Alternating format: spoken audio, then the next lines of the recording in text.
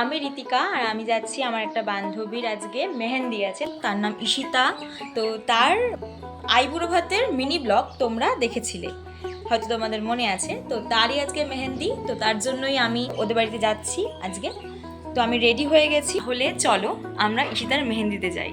তো এরপরে সেজেগুজে বেরিয়ে একটা টোটো ধরে নিলাম। আমাদের বাড়ির থেকে ওদের বাড়িতে যেতে টোটোতে করে তা ওই 20 থেকে 25 মিনিট মতো সময় লাগে। টোটো থেকে নেমেই তো সবার সাথে আমার দেখা হয়ে গেছিলো, তারপর হাঁটতে হাঁটতে ওদের বাড়ির দিকে যাচ্ছিলাম। এরপর ঘরে এসে আমরা একটু বসলাম, বসার পরে দেখি ইমা ব্রাইড তো এখনো রেডিই না, ব্রাইড বাড়িতে পরার জামা পরেই বসে আছে। তো মেহেন্দি শুরু হওয়ার আগে তো ওর বাড়ির থেকে ওকে লাস্ট বারের মতো আইবুড়ো ভাত দেওয়া হবে। তো তার জন্যই দেখো কত সুন্দর থালা, গ্লাস, বাটি ওরা সবাই নিজে হাতে করেছিল। এটা হয়তো ঈশিতা করেছিল বা ঈশিতার বোন করেছিল, আমার ঠিক এখন মনে নেই। এগুলো ওরা নিজে হাতে বানিয়েছিল। এমনকি বিয়েতে বসার জন্য যে পিঁড়ি হয়, দুজনের পিঁড়ি, সেটাও ওরা নিজেরাই করেছিল। খুব ভালো লাগছিল, আমি তোমাদের সাথে শেয়ারও করে দিলাম।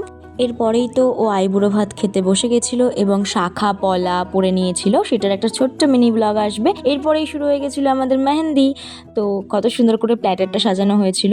আর এই যে আমাদের ব্রাইডকে মেহেন্দি পরাচ্ছিল অস্তিকা, ও আমাদেরই একটা বান্ধবী হয়। তো তখন আমরা জিজ্ঞাসা করছিলাম যে ঈশিতা, বাপনদার নাম কোথায় লিখেছিস, মানে বাপনদা হচ্ছে ওর উডবি হাজবেন্ড।